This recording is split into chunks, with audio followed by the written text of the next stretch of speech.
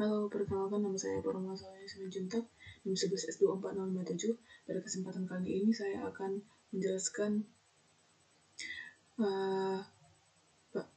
praktikum pemrograman prosedural week 11. Jadi untuk deskripsinya itu simulator hasil karya ucapan butek kayak akan fitur. Meski demikian, simulator yang sudah dikembangkan belum sempurna. Pengembangan masih diperlukan. Ada dua kekurangan mendasar dari simulator. Yang pertama adalah belum terwujudnya interaksi dinamis antara simulator dan penggunanya masih statis. Yang kedua adalah ketidakmampuan simulator untuk beradaptasi pada kebutuhan ruang penyimpanan yang dinamis. Untuk dapat dipergunakan, simulator harus secara manual diset ukuran ruang data yang akan dioperasikan melalui additional command line. Jadi untuk garis besarnya itu pada praktikum ini diminta untuk membuat 7 fitur utama yang akan menjadi pengembangan dari simulator yang dibuat. Yang pertama itu, struktur simulator akan secara dinamis berinteraksi dengan pengguna. Interaksi dikemas dalam bentuk baris-baris instruksi yang setiap instruksinya kemudian ditindaklanjuti oleh simulator. Fitur ini akan tercapai setahap demi setahap dengan menyelesaikan keenam fitur lainnya. Jadi fitur yang pertama itu akan dikembangkan lebih lanjut dengan mengembangkan fitur 6 lainnya. Fitur yang diminta pertama itu adalah penambahan mahasiswa ke dalam simulator. Yang kedua, penambahan mata kuliah dalam simulator. Yang ketiga, fitur untuk menampilkan semua data yang tersimpan. Yang selanjutnya, fitur untuk menampilkan semua data course yang tersimpan.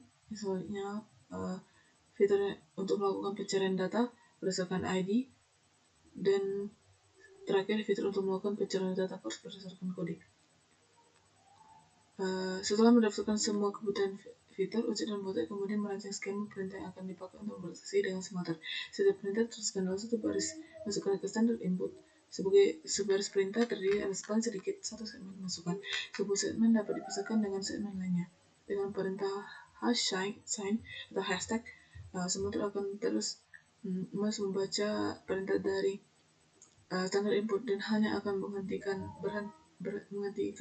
eksekusi jika diberi double dash sign.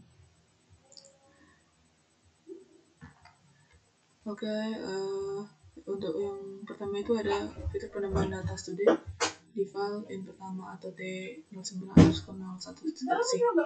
Fitur ini ditandai dengan perintah create student pada segmen pertama dan diikuti oleh 4 segmen data lainnya, yaitu ID, name, year, dan student program.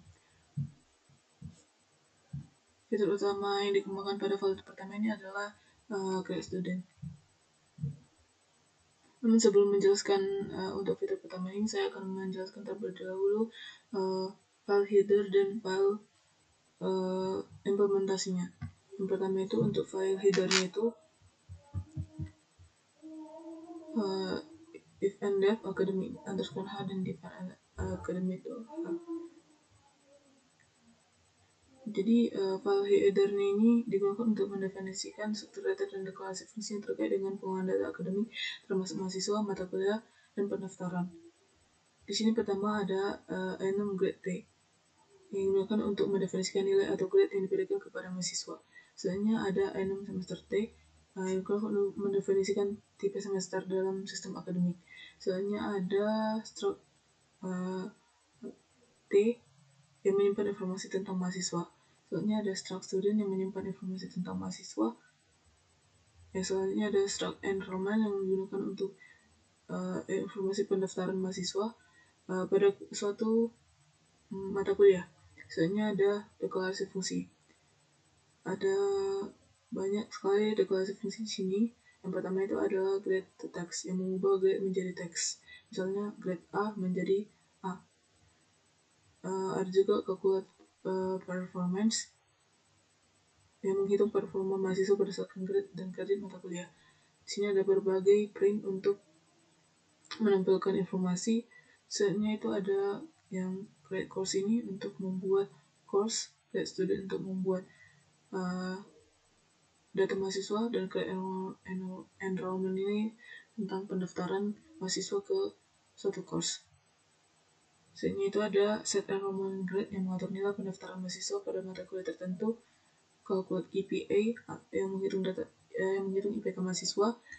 Soalnya itu ada find student dan find course itu untuk mencari data, baik itu data mahasiswa ataupun data course menggunakan ID atau kode courses. Selanjutnya itu ada file, dan sini itu yang merupakan implementasi.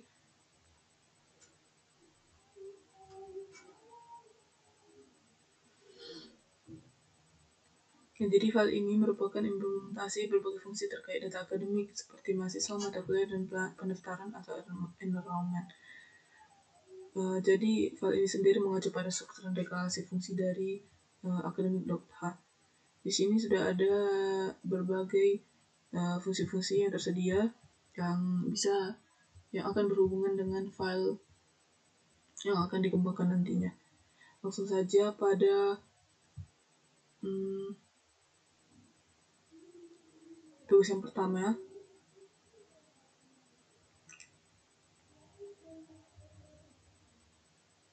Jadi pada program ini secara garis besarnya itu untuk membaca perintah pengguna dan menyimpan data mahasiswa menggunakan create student. Di sini ada berbagai fungsi. Yang pertama itu adalah entertainment struct student D.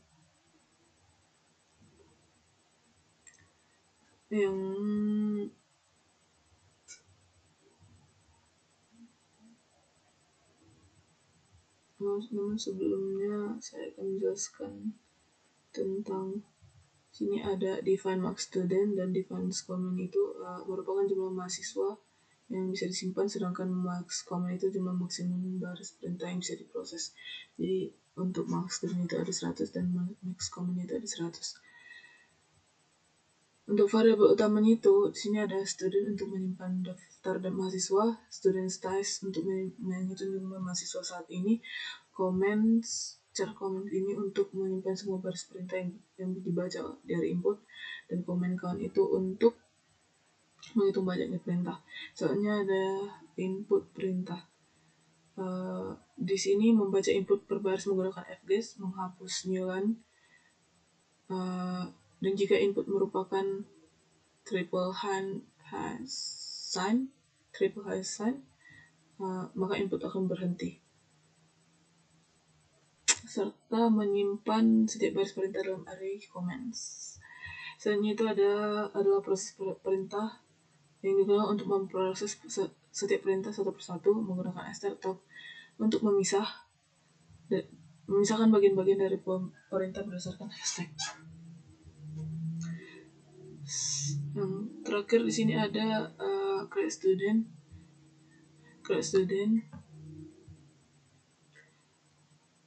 Jadi secara keseluruhan fungsi ini untuk mengekstrak ID, nama, tahun, dan program dari input yang diberikan oleh pengguna, memastikan semua data valid dan jumlah mahasiswa baru melebihi kapasitas, serta membuat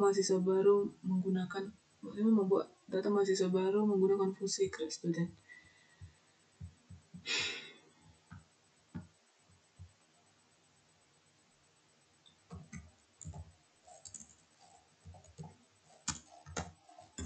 Langsung saja ke run programnya.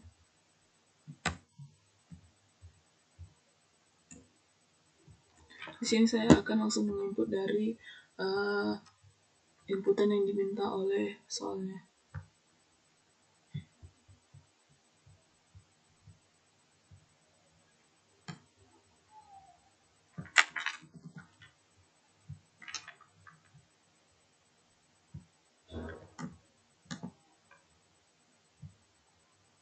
Oke, untuk mengakhiri inputan kita beri garis 3 dan akan keluar outputnya. Kenapa di sini si Wiro Sableng ini muncul 2 kali? Karena berdasarkan perintah yang diberikan itu kan ada perintahnya itu 2 kali. Jadi si Wiro Sableng ini diprint 2 kali. Jadi bagaimana jika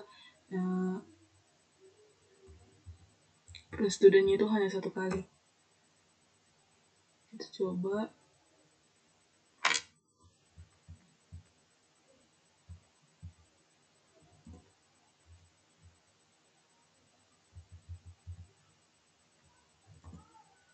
Misalnya print student garis 3.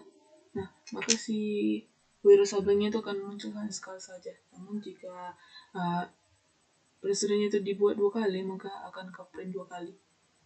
Soalnya itu ada tugas keduanya itu di sini sebenarnya hanya pengembangan dari file sebelumnya. Jadi secara keseluruhan file ini menangani pembuatan dan pencetakan data mahasiswa dan mata kuliah dengan struktur perintah berbasis input baris.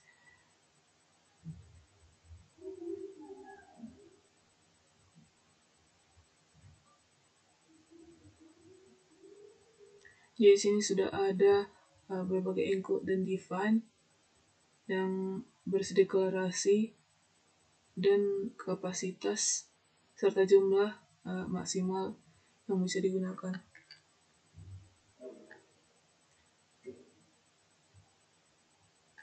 Selain itu di sini ada struct command untuk menyimpan satu baris input perintah dalam bentuk string mentah.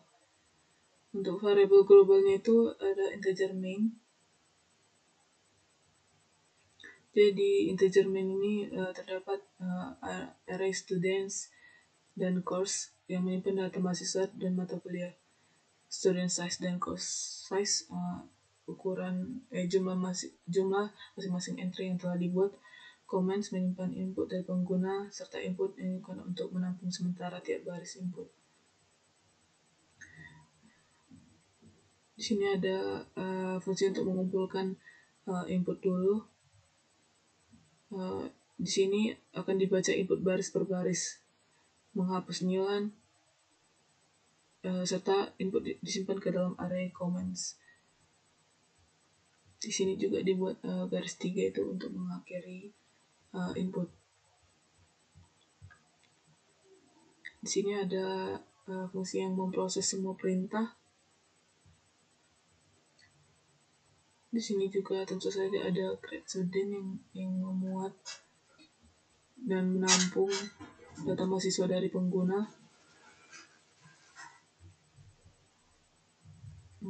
Create course serta print student dan print course. Langsung saja kita jalankan.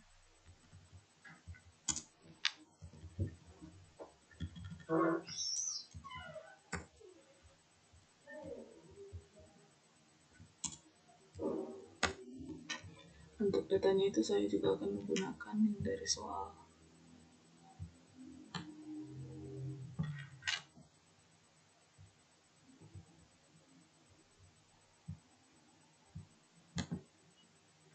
Garis 3 untuk mengakhiri perintah. Dan berikut outputnya itu sesuai dengan apa yang diminta pada soal. Soalnya itu ada file ketiga itu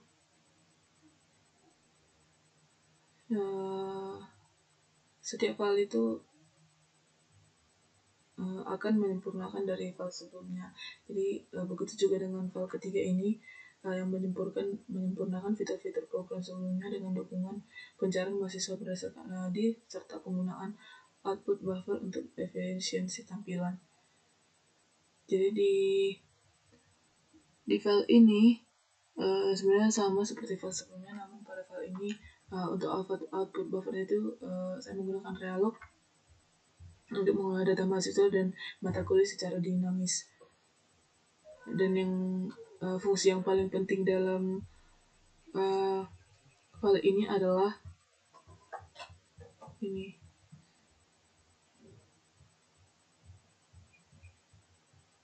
Sebentar. Ya, yang ini, find student by ID. Jadi di file ini memungkinkan pengguna untuk mencari data mahasiswa berdasarkan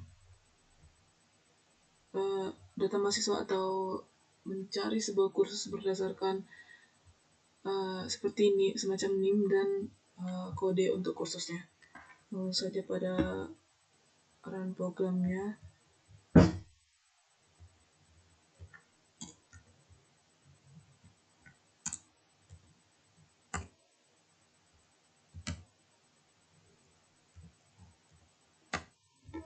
Akan copy inputnya dari soal.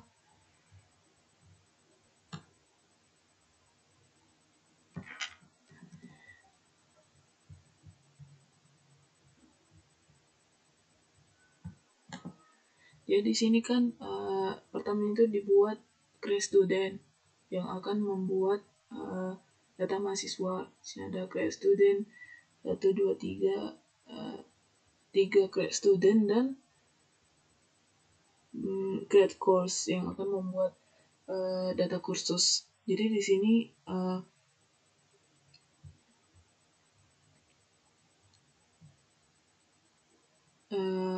yang penting itu adalah find student by ID ini dan find student by ID ini.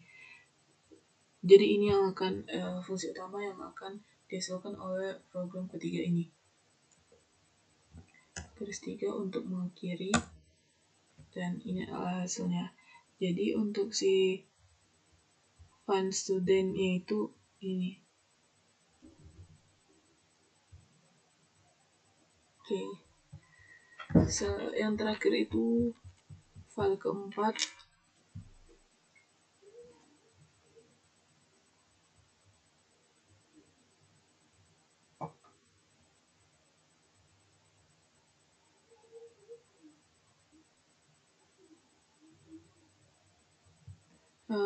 Ini adalah penyempurnaan terakhir dari file-file yang telah dibuat sebelumnya.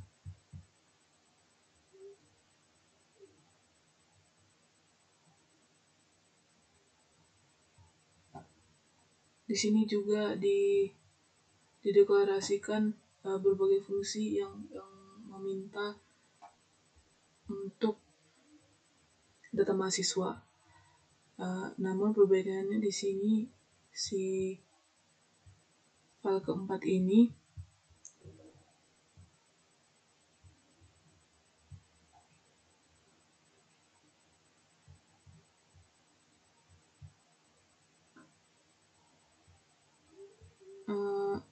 bisa mencari suatu kursus berdasarkan kode kursusnya.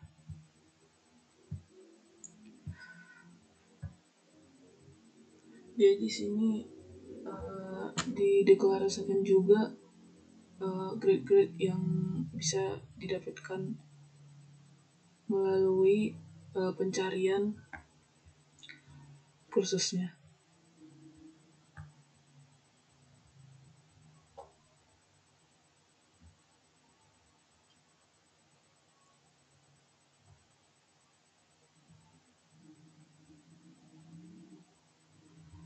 Oke, yang pertama itu variabel globalnya itu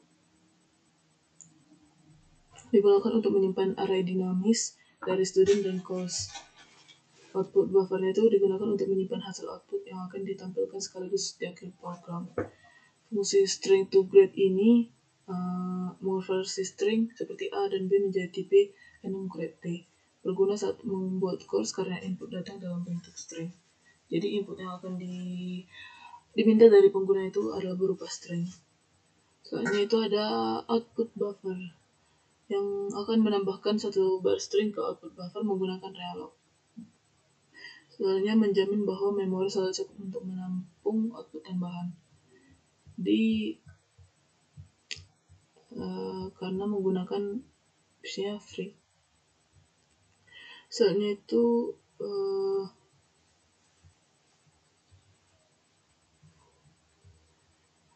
mainan sini variabel global selanjutnya itu membaca perintah secara keseluruhan, membaca input dari user sehingga perintah garis 3 diberikan input di parsing menggunakan strcut dengan delimiter hashtag. Di sini juga ada dideklarasikan Create Student untuk menerima inputan data mahasiswa dari pengguna.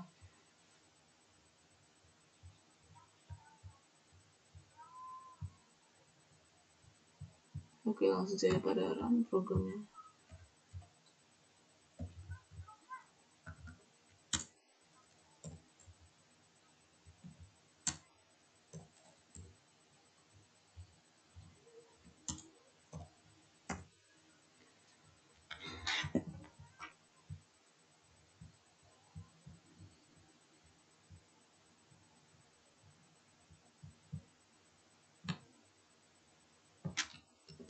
Jadi inputan yang diberikan itu sudah harus include create student, create course, find student, dan find course.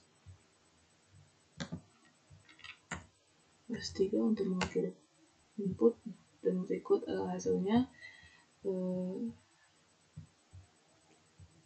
sama dengan output yang diharapkan dari program ini.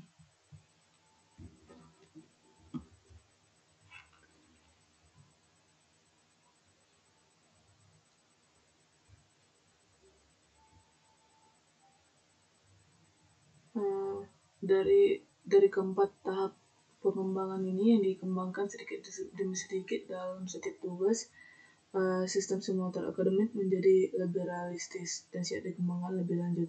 Misalnya bisa ditambahkan fitur enroll mahasiswa ke mata kuliah, perhitungan IPK, hingga sistem penjadwalan. Dengan kata lain, proyek ini membentuk fondasi awal yang kuat untuk sistem informasi akademik yang diinginkan oleh Ucok dan Butet pada